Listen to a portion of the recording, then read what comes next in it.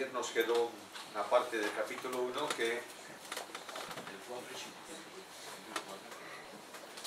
Capítulo 4 dice que es pequeño. No sé cuál...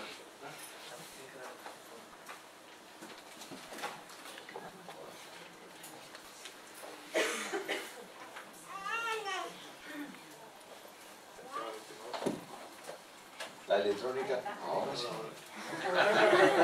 ¿Qué es lo que has hecho? No sé. Le tienen miedo los aparatos electrónicos. Bien, ayer nos quedó un trozo del capítulo 1. Estoy pensando intentar llegar hoy al final del capítulo, pero claro, me dice mi hermano que el capítulo 4 es pequeño. Lo que pasa es que todos los capítulos de la carta son lo suficientemente importantes como para dedicarle mucho tiempo. Y yo quiero dar una panorámica de lo que tiene el contenido de la epístola. No estamos estudiando la epístola. Estamos corriendo por encima de la epístola. Estamos apuntando a cositas para que cada uno de vosotros luego, leyéndola otra vez, en vuestra casa, podáis sacar consecuencias y conclusiones de esto.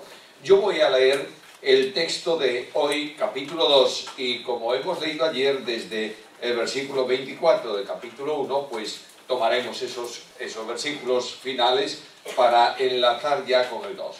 Capítulo 2 de la carta a los Colosenses, porque quiero que sepáis cuán gran lucha sostengo por vosotros y por los que están en la Odisea y por todos los que nunca han visto mi rostro, para que sean consolados sus corazones, unidos en amor, hasta alcanzar todas las riquezas de pleno entendimiento a fin de conocer el misterio de Dios el Padre y de Cristo, en quien están escondidos todos los tesoros de la sabiduría y del conocimiento. Y esto lo digo para que nadie os engañe con palabras persuasivas. Porque aunque estoy ausente en cuerpo, no obstante en espíritu estoy con vosotros, gozándome y mirando vuestro buen orden y la firmeza de vuestra fe en Cristo. Por lo tanto, de la manera que habéis recibido al Señor Jesucristo, andad en Él. Literalmente este texto que se traduce recibido al Señor Jesucristo, en el texto original dice de la manera que habéis recibido a Cristo, Jesús, el Señor. Es lo mismo, pero el orden de palabras allí está de otra manera. Andad en Él, arraigados y sobreedificados en Él, y confirmados en la fe, así como habéis sido enseñados, abundando en acciones de gracias. Mirad que nadie os engañe, por medio de filosofías y huecas sutilezas, según las tradiciones de los hombres, conforme a los rudimentos del mundo y no según Cristo. No os preocupéis por mi garganta. Está inquietecita. Lo que pasa es que cuando estoy todo el día bajo aire acondicionado, lo noto. No, déjalo, no, que no se muera nadie, porque por una hora más de aguante de aire no pasa nada. Que no esté bien. De modo que si oís que agua... Bueno, pues no es... Mirad que nadie os engañe por medio de filosofías y huecas sutilezas, según las tradiciones de los hombres, conforme a los rudimentos del mundo y no según Cristo. Porque en Él, es decir, en Cristo, habita corporalmente toda la plenitud de la deidad, y vosotros estáis completos en Él, que es la cabeza de todo principado y potestad. En Él también fuisteis circuncidados con circuncisión no hecha a mano, al echar de vosotros el cuerpo pecaminoso carnal en la circuncisión de Cristo, sepultados con Él en el bautismo, en el cual fuisteis también resucitados con Él mediante la fe en el poder de Dios que le levantó de los muertos. Y a vosotros, estando muertos en pecados y en la incircuncisión de vuestra carne, os dio vida juntamente con Él, perdonándoos todos los pecados, anulando el acta de los decretos que había contra nosotros, que nos era contraria, quitándola de en medio y clavándola en la cruz y despojando a los principados y a las potestades, los exhibió públicamente, triunfando sobre ellos en la cruz. Por tanto, nadie os juzgue en comida o en bebida, o en cuanto a días de fiesta, luna nueva o días de reposo, todo lo cual es sombra de lo que ha de venir, pero el cuerpo es de Cristo. nadie os prive de vuestro premio, afectando humildad y culto a los ángeles, entremetiéndose en lo que no han visto, vanamente hinchados en su propia mente carnal y no asiéndose de la cabeza, en virtud de quien todo el cuerpo, nutriéndose y uniéndose por las coyunturas y ligamentos, crece con el conocimiento que da Dios. Pues si habéis resucitado con Cristo en cuanto a los rudimentos, si habéis muerto con Cristo, vuelvo a repetir esto, pues si habéis muerto con Cristo en cuanto a los rudimentos del mundo, ¿por qué? Como si vivieseis en el mundo, os sometéis a preceptos tales como no manejes, ni gustes, ni aun toques, en conformidad a mandamientos y doctrinas de hombres, cosas que todas se destruyen con el uso. Tales cosas tienen a la verdad cierta reputación de sabiduría en culto voluntario, en humildad y en duro trato del cuerpo, pero no tienen valor alguno contra los apetitos de la carne. En el capítulo de ayer, en donde lo habíamos dejado, Cristo está hablando de reconciliación. Dios nos ha reconciliado consigo mismo por medio de Jesucristo, nos ha hecho hijos suyos adoptados en Él, nos ha dado herencia con todos los santos, recordáis esto de ayer. Por tanto, la vida del cristiano tiene un aliciente natural que le permite desarrollar su forma de andar, aunque tenga conflictos y dificultades. Nosotros tenemos la seguridad de que somos herederos de Dios y coherederos con Cristo. Nosotros sabemos que tenemos nuestra herencia en los cielos.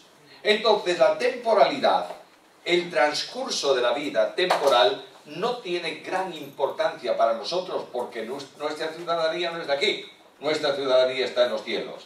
El transcurso de la vida del hombre aquí en la tierra es nada en comparación con el tiempo de la perpetuidad en la presencia de Dios. Puede ser que pasemos por una vida de dificultades, pero allá al final de ese camino nos espera un lugar preparado por Cristo, una comunión plena con Cristo, un recogernos de Cristo a su presencia, y las cosas transitorias, la tribulación momentánea, dice el apóstol Pablo, que a veces viene a nuestra experiencia, en lugar de producirnos angustia y dificultad, produce en nosotros un cada vez más excelente y eterno peso de gloria. Es decir, nosotros vemos la gloria, pero el peso, el calibre, la dimensión de la gloria se hace sensible para nosotros en contraste con las tribulaciones. Amén. Ahora, ¿creéis que la tribulación forma parte de la experiencia de la vida del cristiano? Por supuesto. No lo dudes. Por supuesto que sí. Jesús lo dijo claramente: Padre, estos no son del mundo, porque tampoco yo soy del mundo. Pero dice a los suyos: en el mundo tendréis aflicción. ¿Por qué? Porque el mundo se ha rebelado contra Jesús. Y porque la vida de Cristo es una vida de sufrimiento y de aflicción. No hizo el maldad, pero fue contado como un perverso, medido como los inicuos. Estaba ayer, o esta mañana creo que era, estaba leyendo un pasaje muy interesante del Evangelio según Marcos, estoy trabajando en él, y es ese pasaje en donde los escribas que vienen de Jerusalén, y vienen no para escuchar a Cristo, mejor dicho, vienen para escuchar a Cristo, pero no con la intención de aprender de Cristo, sino de coger a Cristo en alguna palabra para acusarle y condenar la muerte. Estos que vienen a hablar o a escuchar a Jesús para prenderlo en alguna de sus palabras, dicen algo inconcebible para cualquier persona.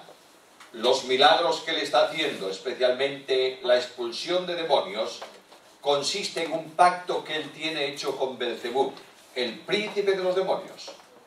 Y en el poder y autoridad del príncipe de los demonios, echa fuera a los demonios. Y se produce lo que vosotros sabéis que la Biblia llama el pecado imperdonable. El pecado imperdonable, paréntesis aquí, creo que no puede darse hoy. Y no puede darse hoy porque para que se dé el pecado imperdonable de los tiempos de Cristo, tenía primeramente que estar presente Cristo. Segundo, tenía que estar haciendo los milagros mesiánicos. Tercero, tenía la gente que dice esto, tenía que estar convencida de que él era el Mesías, y los judíos estaban. Los líderes estaban convencidos de eso. Nicodemo dice a Jesús, ninguno puede hacer las señales que tú haces si no fuese Dios con él. Ahora, teniendo esta evidencia, celosos de que las gentes iban tras Cristo,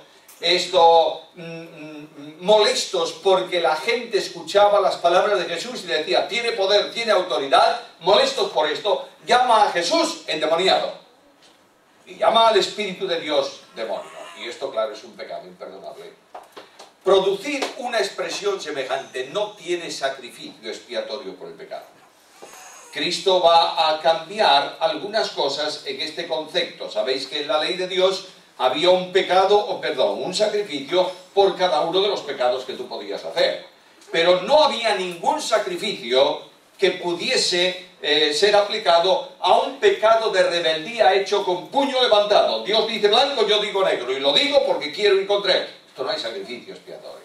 No hay sacrificio expiatorio tampoco para el condenado, el que condena a un inocente a muerte.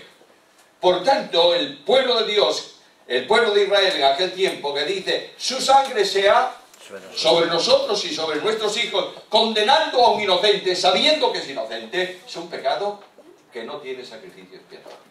Ese pecado no tendría solución para Israel. Pero la gracia de Dios en Cristo cambia el pecado voluntario en pecado involuntario. ¿Cómo? Escucha a Cristo en la cruz. Padre, perdónalos. No saben. Por tanto, esta maravillosa dimensión de la gracia permite que la predicación del Evangelio en Pentecostés alcance a 3.000 de aquellos, muchos de los cuales habían clamado tiempo antes, quita, quita, crucificado.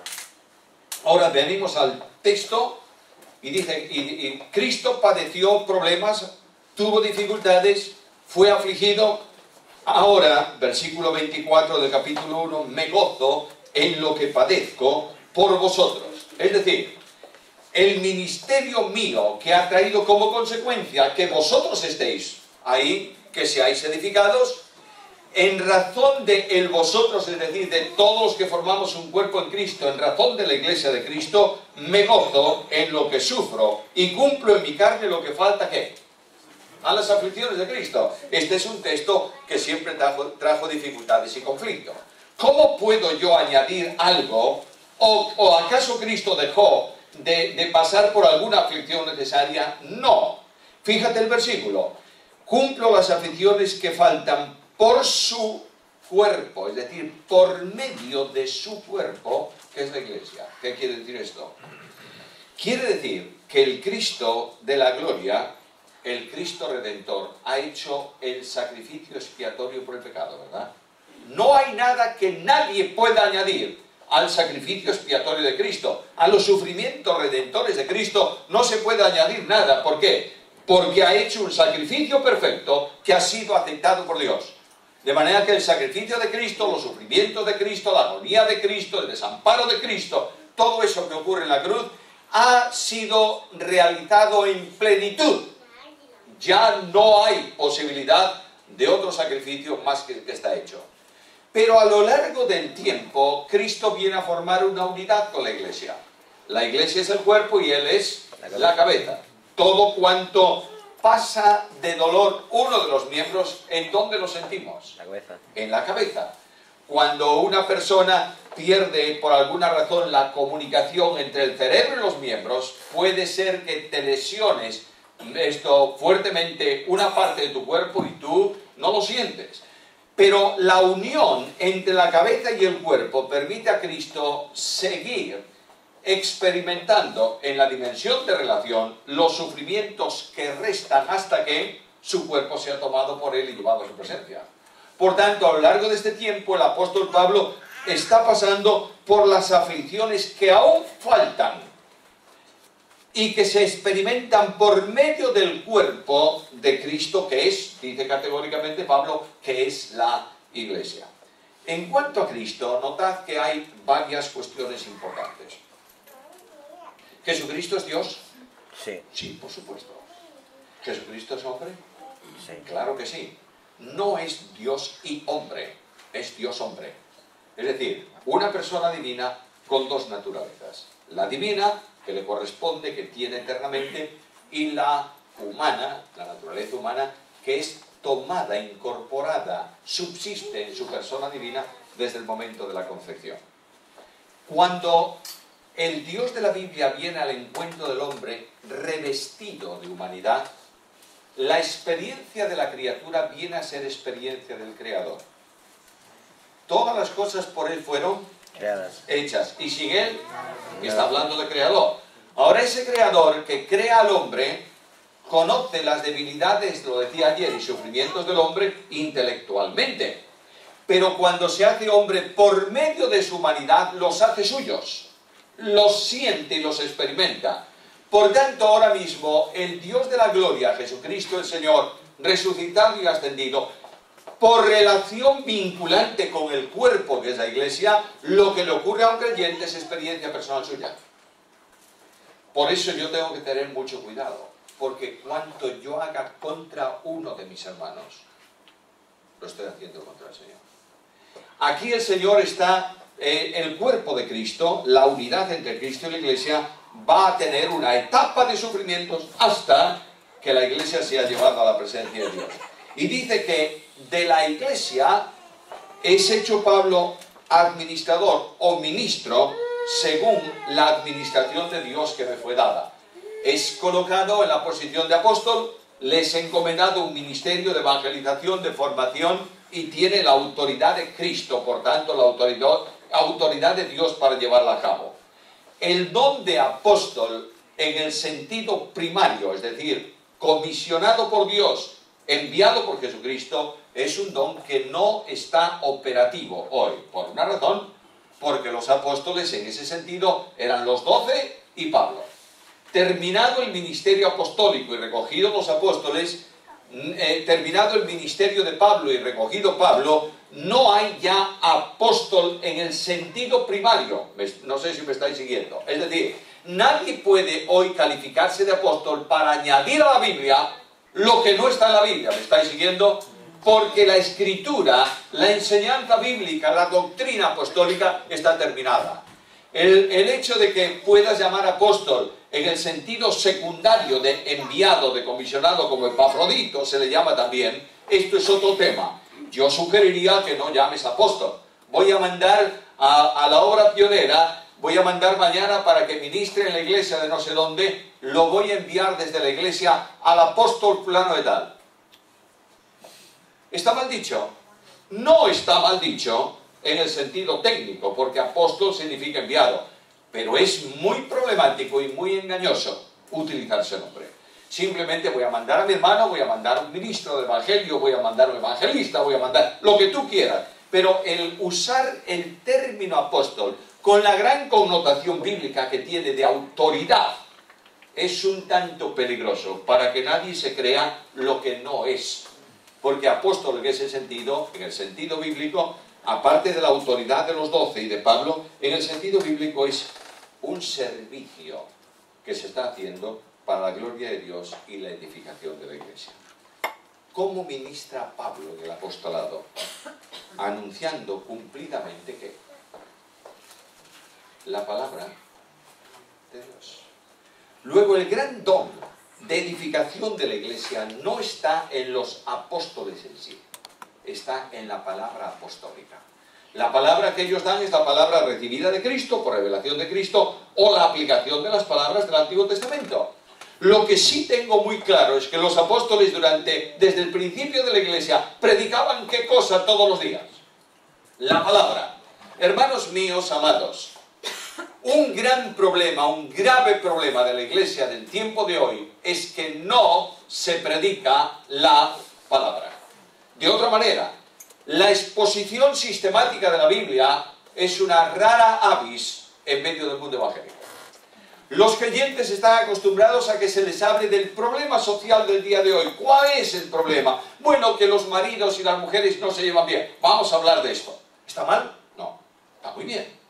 ¿Y cuál es el otro problema? Bueno, vamos a hablar de ofrendas porque la iglesia hoy no está ofrendando. Claro, nos escudamos en la crisis y no ofrendamos. ¿Qué tenemos que hacer? Vamos a predicar de ofrendas. Y así sucesivamente. Vamos siempre poniendo un parche a un grano que está infectado. Lo que habría que hacer era curar anticipadamente para que no se produzca el grano. ¿Me estáis entendiendo? Por tanto, ¿cómo consigo yo eso? Predicando ¿cuánto de la Biblia? Todo. Toda la Biblia. De manera que si yo abro Malaquías y predico Malaquías, hablo de fidelidad entre el marido y la mujer, hablo de ofrendas, hablo de todo. Tengo que predicar la palabra. Quiero decirte, querido hermano, y especialmente para los líderes de la obra hoy presentes, con mucho respeto, mucha consideración, quiero decirte lo que Pablo decía a Timoteo. Que prediques la palabra. La iglesia no está para ser entretenida, está para ser instruida. Amén. Y el único que bendice, lo único que Dios bendice es su palabra, no la mía. Por tanto, en el momento en que yo esté predicando cualquier cosa que saque de mí, no tiene ningún éxito en la iglesia, sino que confunde, porque la única autoridad es la palabra. Lo único que penetra hasta el interior del corazón del creyente y hace transformar su vida es la palabra, porque la palabra de Dios es viva y eficaz. Y mira lo que dice Pablo: yo estoy en este ministerio apostólico y estoy haciéndolo, llevándolo cumplidamente por medio de la palabra. Cristo fue un hombre en el sentido humano vinculado a la palabra. Nota que Cristo, la primera gran enseñanza que tiene en el Sermón del Monte, ¿qué es? Abrir la palabra y decir lo que la palabra dice. Y cuando algunos de los tiempos de Cristo venían y le preguntaban: Maestro, ¿qué es esto? Muchas veces Cristo le decía: ¿cómo lees? Es decir, ¿qué dice la Biblia? Léelo y eso es lo que corresponde. Mis amados hermanos, la iglesia en Almería, la iglesia en Vigo, la iglesia en España necesita ser educada, instruida en la predicación de la palabra. Hay congregaciones que no estudian la Biblia toda. Bueno, son 66 libros. Es que tampoco hace falta una exposición absoluta texto a texto, eso sería fantástico. Pero la panorámica de lo que Dios dice en los libros se puede dar, ¿sí o no? Sí. ¿En cuánto tiempo? Yo creo que falta. ¿Cuántos domingos tenemos al año? 54. ¿Cuántos libros tenemos? 66. Y los más pequeñitos podemos unirlos. Las epístolas de Pablo y de Pedro y de Juan podemos, por tanto, en un año podemos dar una panorámica bíblica de cada uno de los libros a la iglesia. Por lo menos el contenido más esencial. Hay iglesias, lo digo muchas veces, que nunca han oído la predicación o la exposición de Levítico. Y el que no ha entendido Levítico no puede entender Hebreos. Hay algunas iglesias que nunca han expuesto Malaquías, o Sofonías, o Abdías. Más bien parecen enfermedades que libros. Y tú dices desde el púlpito de la iglesia: Nahum 2:2. Y alguno le dice al lado: ¿y dónde está? Y como no se encuentra, se va al índice y se busca, y el índice tampoco se usa mucho, está casi siempre pegado. Y bueno, no reímos, pero quiero deciros que Pablo dice a Timoteo: no puedes predicar en la iglesia, sino la palabra. Ahora continúa, y esta palabra